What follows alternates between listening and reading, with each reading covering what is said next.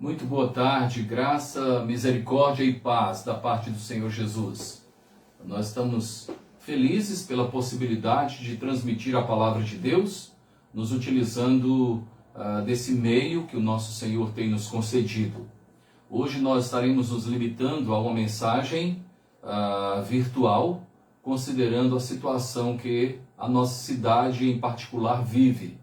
Nós temos muitos irmãos da nossa igreja infectados e tanto com essa nova gripe, como também pelo próprio Covid-19. Graças a Deus, todos estão em franca recuperação, porém decidimos por preservar o rebanho e hoje nos limitarmos a termos a nossa mensagem dominical de uma maneira virtual, com estimas, com orações, no sentido de logo estarmos juntos para a glória de Deus, privando da comunhão tão necessária para a igreja do Senhor Jesus. Eu gostaria de chamá-lo à oração nesse instante.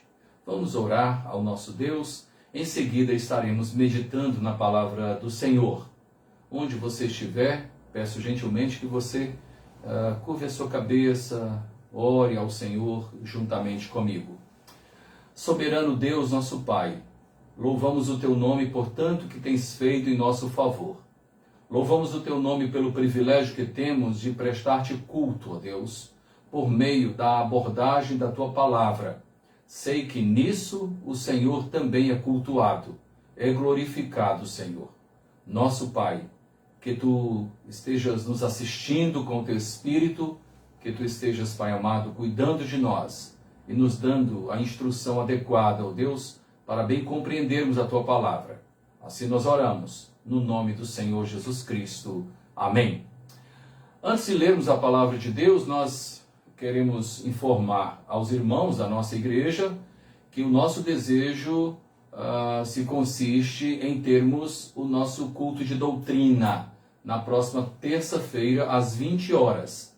Esse é o nosso desejo. Vamos acompanhar a situação da nossa cidade, dos nossos irmãos, mas o nosso desejo é o de termos o nosso culto de doutrina de forma presencial na próxima terça-feira, às 20 horas, aqui no nosso templo, nas dependências da nossa igreja. Eu gostaria de ler a palavra de Deus e meditar com você nesta tarde para o nosso crescimento espiritual. Quero lhe encorajar a ter consigo um exemplar da palavra de Deus e abri-lo no livro do profeta Ezequiel, capítulo 36. Leremos os versículos de 25 a 28. É a partir desses versículos que nós estaremos meditando nesta tarde para o nosso crescimento espiritual. Repito, Ezequiel capítulo 36, versículos de 25 a 28. Nos utilizaremos desse texto bíblico para a nossa meditação, para proferirmos a mensagem dominical. Assim diz o texto da palavra de Deus. Então aspergirei água pura sobre vós, e ficareis purificados de todas as vossas imundícias, e de todos os vossos ídolos vos purificarei. Dar-vos-ei coração novo, e porei dentro de vós espírito novo. Tirarei de vós o coração de pedra, e vos darei coração de carne. Porei dentro de vós o meu espírito, e farei que andeis nos meus estatutos, guardeis os meus juízos, e os observeis. Habitareis na terra que eu dei a vossos pais. Vós sereis o meu povo, e eu serei o vosso Deus. Amém.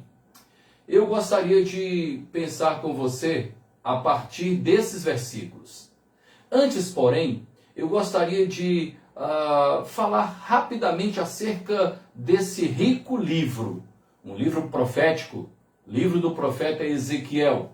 E ao falar um pouco, de uma maneira resumida, do conteúdo deste livro, O meu desejo é o de lhe encorajar a conhecer mais esse rico livro que temos na palavra de Deus. O livro do profeta Ezequiel traz consigo duas grandes mensagens para o povo de Deus. O primeiro é a mensagem do julgamento. Tanto Israel como as demais nações seriam julgadas. E o segundo assunto é a restauração que Deus tem para o seu povo. Julgamento e restauração. Julgamento e bênção. Faz com que nós nos lembremos da mensagem do Evangelho. Como não nos lembrar? Porque, na verdade, tudo começa na nossa vida a partir do momento que nós nos encontramos enquanto pessoas pecadoras. É o Espírito que nos convence do pecado, da justiça e do juízo. Esse mesmo Espírito aponta para o Senhor Jesus Cristo, que tem poder para nos restaurar mediante o seu sangue. A mensagem do livro do profeta Ezequiel também traz consigo essa mesma mensagem neotestamentária: julgamento e restauração. O apóstolo Paulo, escrevendo a sua carta aos Romanos, também apresenta essa realidade. Tanto no primeiro como no segundo capítulo, o apóstolo Paulo fala a respeito da situação do povo que se distanciou de Deus. Primeiramente fala a respeito da degradação dos gentios, aqueles que não eram judeus. Depois o apóstolo Paulo fala que os judeus, mesmo tendo sido alvos da revelação vinda de Deus para eles, ainda assim eles se distanciaram de Deus. Ambos então, gentios e judeus, necessitavam de restauração. Foram julgados e condenados, portanto precisavam de restauração. O texto que nós lemos nos fala muito a respeito da restauração que Deus tem preparado para cada um de nós. Eu gostaria de fazer uma releitura e depois gostaria de trazer algumas aplicações para a nossa vida, para o nosso crescimento. E assim, certamente, nós estaremos sendo edificados por essa palavra que é viva e eficaz para o nosso viver. Vejamos, versículo 25. Então aspergirei água pura sobre vós e ficareis purificados. Poderíamos parar e pensar acerca da ação de Deus sobre as nossas vidas. Ele mesmo toma a iniciativa de nos purificar com água pura, porque aquilo que parte de um Deus que é santo, que é puro, que é justo, certamente tem o poder purificador. Ou seja, essa primeira parte do versículo 25 deixa claro que a ação de Deus não é vã. Deus não perde tempo. Deus faz aquilo que de fato é necessário fazer e o resultado é certo. Eu aspergirei água pura sobre vós e ficareis purificados, porque a água que eu aspergirei sobre vós tem poder purificador. Aquilo que vem de Deus tem eficácia sobre a nossa vida. Daqui a pouquinho, na aplicação, nós estaremos aprofundando um pouco mais a respeito dessa realidade da ação de Deus que não é vã, é operosa sobre a nossa vida. Depois ele ainda diz, versículo 25, ficareis purificados de todas as vossas imundícias e de todos os vossos ídolos vos purificarei. Aí o profeta Ezequiel fala a respeito de duas coisas que de fato prejudicam a nossa vida: a inclinação ao que é impuro e os ídolos. Também estaremos aprofundando daqui a pouquinho essa realidade exposta para nós essa tarde. No versículo 26, nós encontramos ainda: dar-vos-ei coração novo, e porei dentro de vós espírito novo. Como isso é precioso, meus irmãos. A palavra de Deus diz que Deus faz novas todas as coisas. Ele nos dá espírito novo, coração novo. ele não somente restaura, mas ele nos dá uma nova vida. Em Cristo nós não somos melhorados, em Cristo nós passamos a viver. Por isso que o apóstolo Paulo, escrevendo aos Efésios, no capítulo 2, diz que nós fomos encontrados mortos, não doentes, não enfermos, mas nós fomos encontrados mortos em nossos delitos e pecados, e ele nos vivificou. O nosso Deus nos dá vida nova. O nosso Deus nos dá um espírito novo. O nosso Deus não só nos transforma, mas ele faz com que nós passemos a viver. Também estaremos falando a respeito dessa realidade de uma maneira mais aprofundada daqui a pouquinho. O versículo continua dizendo: tirarei de vós o coração de pedra e vos darei coração de carne. O coração de vocês é insensível, é endurecido, é de pedra. Eu darei a vocês um coração de carne, um coração que possa estar sensível às minhas ações, à minha voz, à minha orientação. Esse versículo deixa muito clara a ação de Deus na nossa vida. Essa ação monergista, essa ação única, essa ação que parte diretamente do Senhor, independente de qualquer tipo de auxílio humano.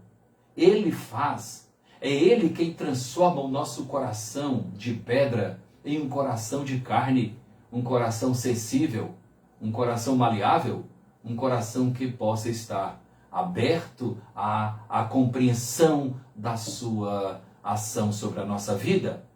Versículo 27. Versículo 27 ainda nos ensina: porei dentro de vós o meu espírito, e farei que andeis nos meus estatutos, guardeis os meus juízos e os observeis. Eu porei dentro de vós o meu espírito. Sem Deus nós caminhamos dirigidos por um espírito estranho, o espírito deste mundo, o espírito das inclinações desta vida, o espírito das ambições pertinentes, próprias deste mundo tenebroso, deste mundo corrupto e corrompido.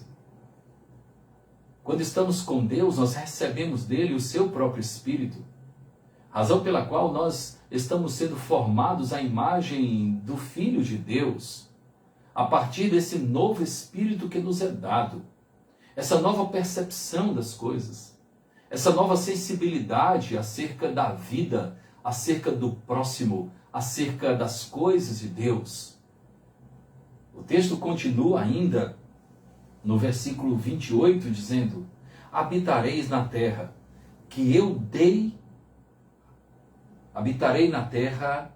que eu dei a vossos pais, e vós sereis o meu povo, e eu serei o vosso Deus.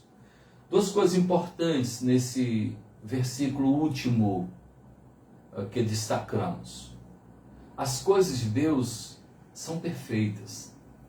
Eu me lembro que Jó disse: bem sei, capítulo 42 do livro de Jó, bem sei que tudo podes e nenhum dos teus planos pode ser frustrado.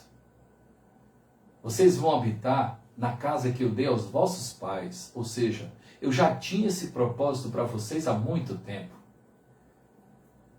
Vocês vão habitar dentro do propósito que já estava estabelecido há muito tempo. Porque a terra que eu dei a vossos pais.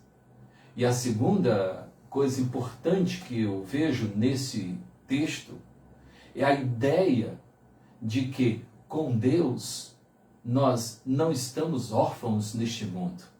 Nós temos um Deus que é Pai. E nós somos os seus filhos. Nós estamos com Ele constantemente.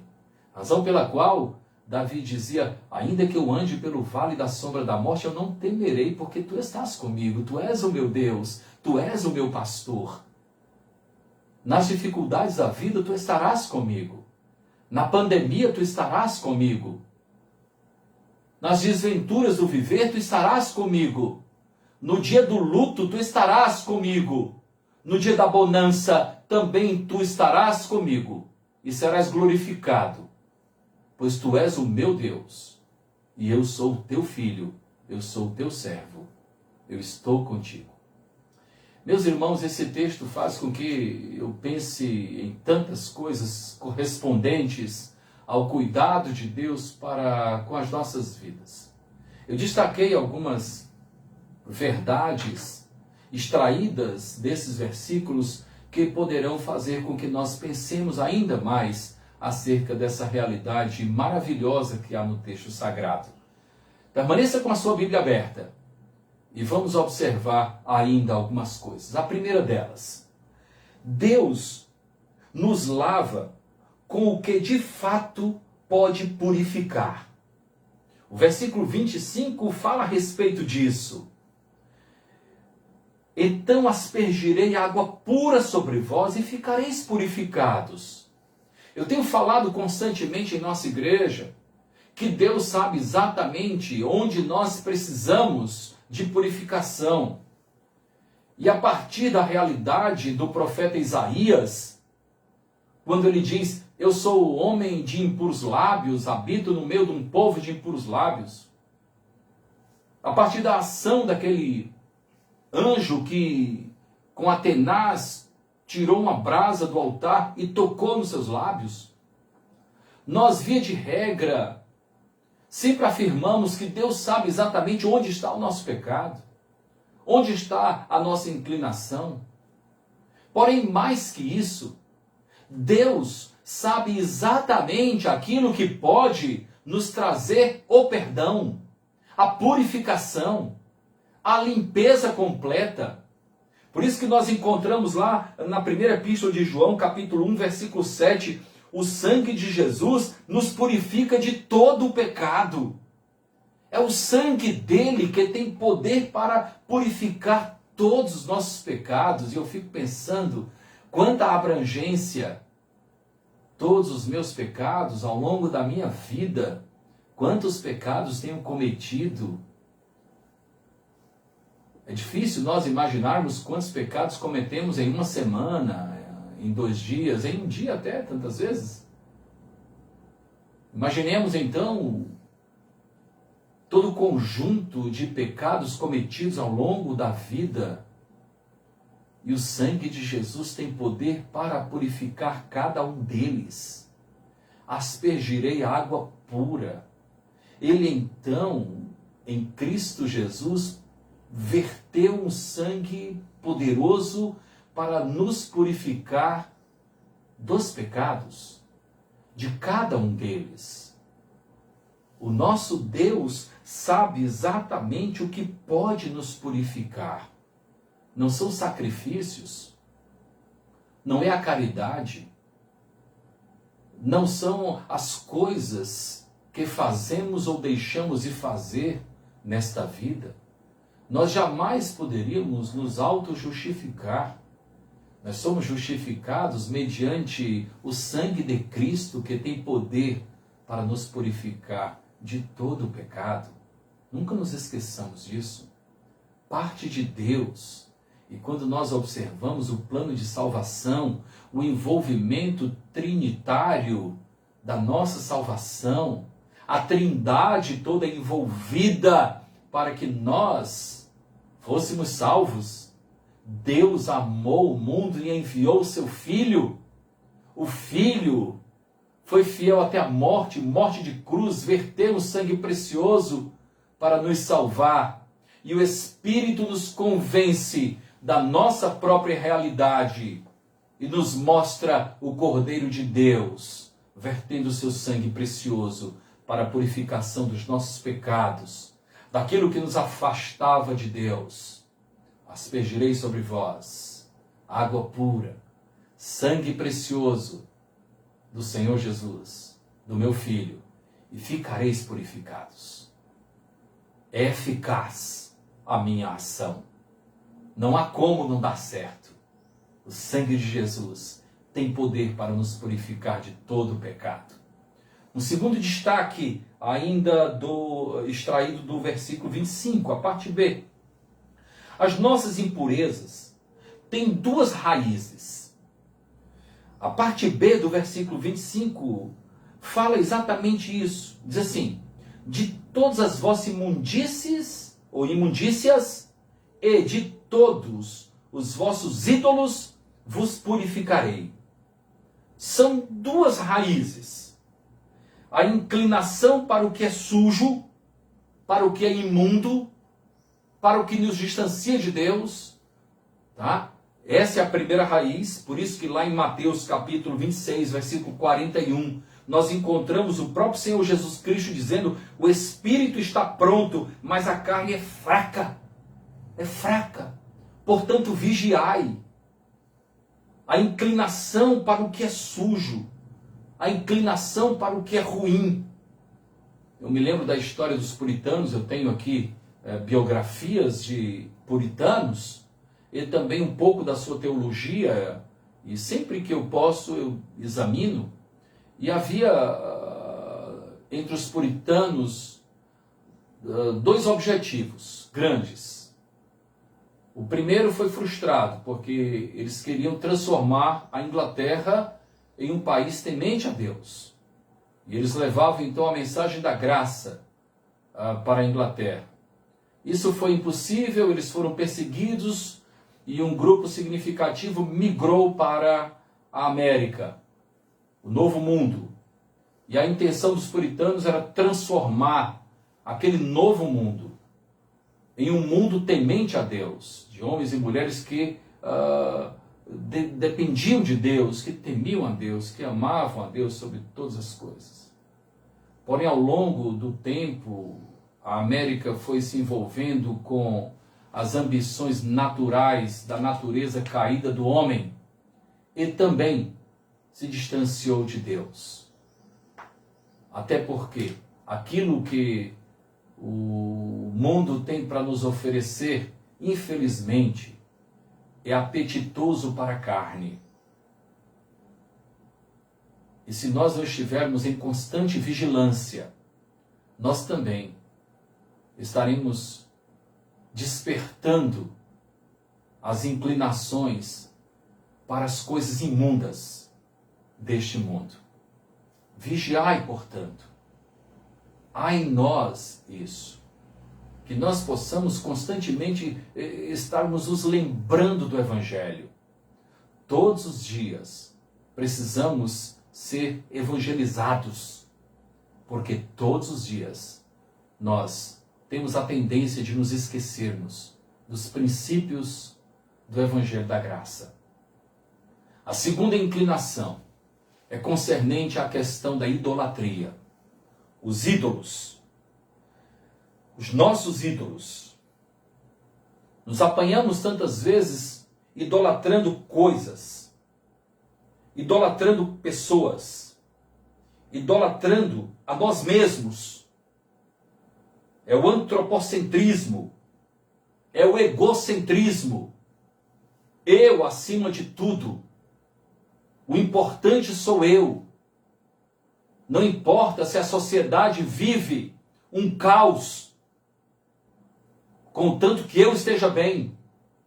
Eu me lembro da palavra do profeta Jeremias, quando o povo de Deus estava exilado na Babilônia.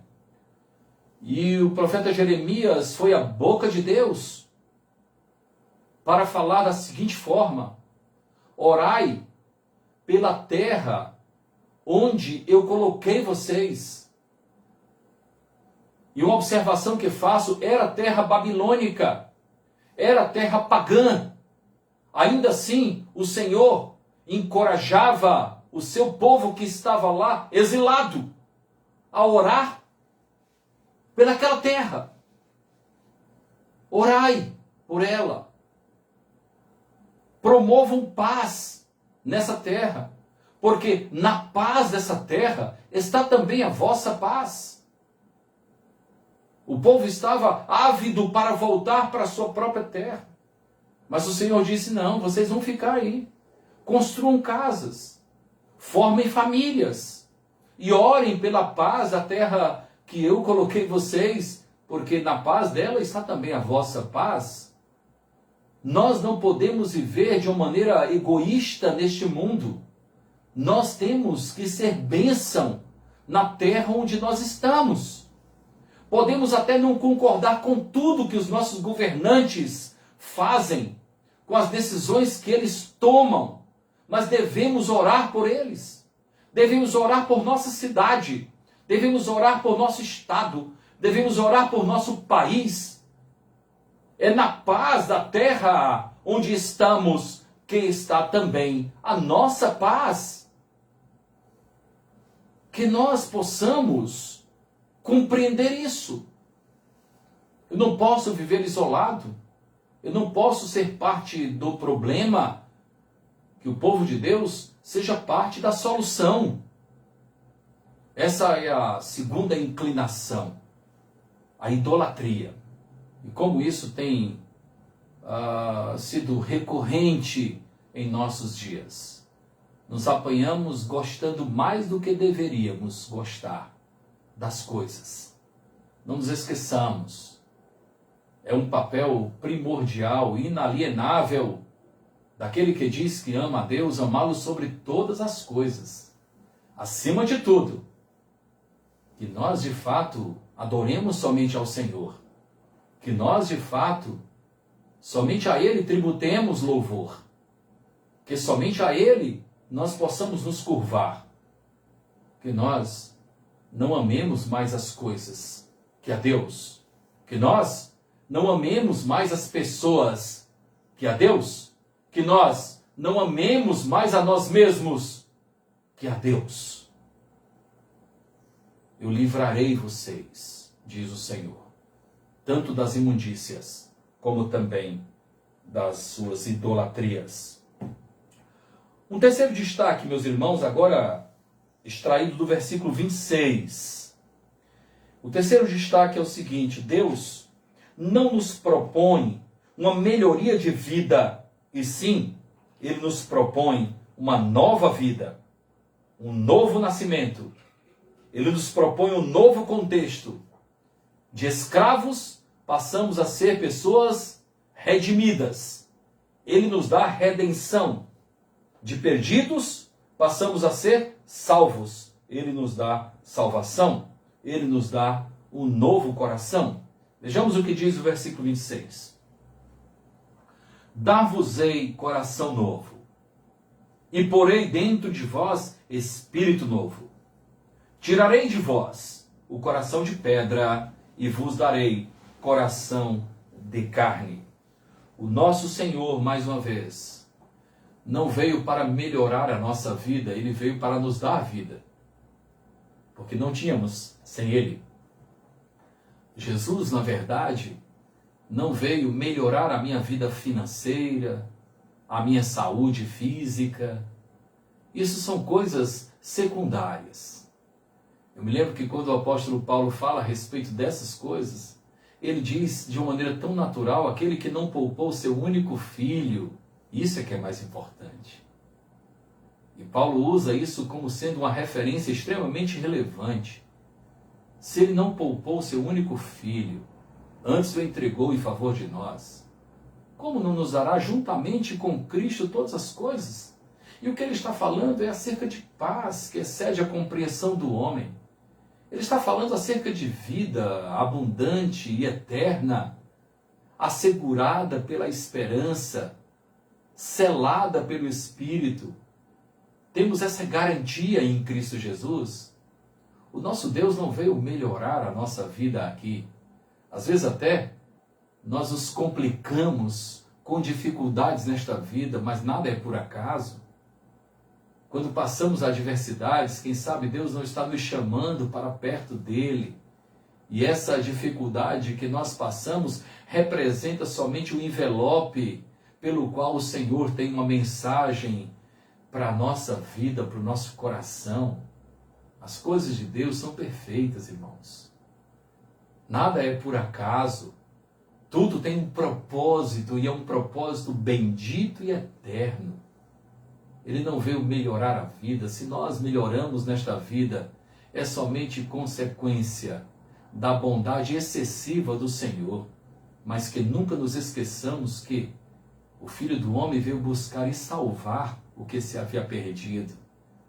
Porque de fato, ele veio nos trazer paz espiritual.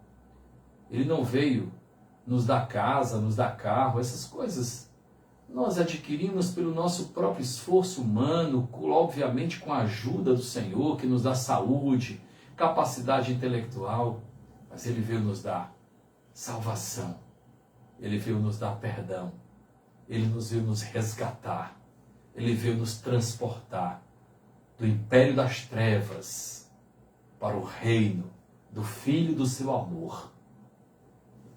Então que nunca nos esqueçamos, Deus não nos propõe uma melhoria de vida, Ele nos propõe uma nova vida, um novo nascimento. Uma quarta aplicação para a nossa vida, extraída agora do versículo 27, é a ação do Espírito Santo em nós, que nos faz andar pelos caminhos de Deus e guardar os seus juízos. O versículo 27 fala a respeito disso. Ele diz: porei dentro de vós o meu espírito, e farei que andeis nos meus estatutos, guardeis os meus juízos e os observeis. Primeiramente, então, eu porei em vós o meu espírito. Sem o Espírito de Deus, nós jamais conseguiríamos andar nos estatutos do Senhor, andar nos caminhos do Senhor. A grande verdade é que tudo principia com a presença do Espírito de Deus em nossa vida, no nosso coração. É do coração que partem as saídas da vida, um coração cheio de Deus, um coração pleno do Espírito de Deus, certamente estará buscando caminhos que correspondem à boa, agradável e perfeita vontade do Senhor. É a ação, portanto, do Espírito Santo de Deus em nós, que faz com que nós andemos nos caminhos de Deus e guardemos os seus juízos. Passamos a ter novos pensamentos, passamos a ter novos desejos, passamos a ter novos anseios, passamos a ter novos sonhos, porque o Espírito de Deus está habitando em nós. Um quinto destaque, queridos, agora extraído do versículo 28. Devemos habitar e também viver onde Deus de fato nos colocar. Versículo 28 fala que nós não precisamos ser desbravadores neste mundo. O versículo 28 mostra que Deus dispensa a nossa criatividade. Ele já tem tudo preparado para nós. Isso é fantástico, tá? Até porque o aspecto geográfico é tão secundário diante do aspecto espiritual. Mais importante é com quem estamos do que onde estamos. Mais importante é quem nos colocou onde estamos, que o lugar em si, geograficamente, onde estamos. O versículo 28, então, diz assim, versículo 28, a parte A, diz: habitareis na terra que eu dei a vossos pais. Vocês vão habitar na terra que eu dei. Isso é bem interessante, porque, obviamente, nós trazemos para a nossa realidade espiritual esse habitar na terra muito mais que um feudo, muito mais que um local geograficamente falando, é um contexto. Fala a respeito de família, fala a respeito de igreja, fala a respeito de trabalho, fala a respeito do contexto em que eu estiver inserido. É Deus que me dá a família, é Deus que me dá o trabalho, é Deus que me dá a igreja, é Deus que me dá um local para que eu possa conviver, que eu nunca me esqueça disso. Eu devo habitar no local onde Deus de fato deseja que eu habite, porque foi Ele que me deu. Eu não posso tratar levianamente com as coisas que o Senhor Deus me deu. Ele não me deu uma família como produto do acaso. Ele não me deu uma igreja como produto do acaso. Ele não me deu um trabalho como produto do acaso. Quem sabe o trabalho que você está não seja o ideal aos seus próprios olhos, mas o nosso Deus tem propósitos. Confie no Senhor, continue perseverando no local que você está, na igreja que você está, Porque Deus não colocou você aí como produto do acaso. Ele tem planos. Quem sabe no futuro você estará numa condição melhor, numa colocação melhor. Você não enfrenta uma enfermidade como produto do acaso. Tantas dores têm nos levado a Deus, né? Há um hino muito belo que diz: mais perto quero estar, meu Deus, de ti, ainda que seja dor, que me una a ti. Que não nos esqueçamos disso. Às vezes a dor nos une ao nosso Senhor, as privações nos colocam diante de Deus, enquanto que algumas bonanças nos afastam daquilo que é essencial, que é a comunhão com Deus. Nós estamos no lugar, vivemos o contexto que Deus nos deu, que nós sejamos bênção onde estivermos. E finalmente, uma sexta aplicação, ou destaque, partindo da parte B do versículo 28. Deus quer que nós sejamos dele, e ele quer ser o nosso Deus. O versículo 28 diz: vós sereis o meu povo, e eu serei o vosso Deus. Eu serei o vosso Deus. O único Deus. Não um Deus. O único Deus.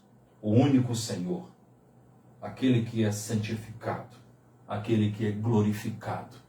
Aquele que é exaltado. A quem nós tributamos louvor, glória e honra para todo sempre. Ele é o nosso Deus. Nós somos o seu povo. Fomos comprados por um preço de sangue. Nós somos o seu povo. Meus queridos irmãos, Deus sabe exatamente o que pode nos purificar. Deus sabe exatamente o que nos afasta dele. As nossas inclinações. Deus conhece o nosso coração e quer fazer do nosso coração o seu trono, onde de fato ele é adorado, glorificado e exaltado. O meu desejo é que essa realidade aconteça na sua vida pessoal. Que você sempre se lembre que há um Deus que de fato nos ama, que não poupou o seu próprio Filho, antes o entregou em favor de cada um de nós. Que vivamos por Ele e para Ele, e que toda glória seja dada a Ele. Amém, amém e amém. Oremos. Nosso Deus, que a Tua palavra possa encontrar lugar em nossos corações. Que possamos ser mais que ouvintes. Que possamos ser praticantes da Tua palavra, Senhor. Ó Deus, sê com cada pessoa que pôde ouvir a Tua palavra neste dia, Senhor. Que essa palavra não volte vazia, Senhor. Que ela encontre lugar em cada coração. Assim que nós oramos, no nome do Senhor Jesus Cristo. Amém. Um bom domingo a todos vocês e uma semana na presença do nosso Deus.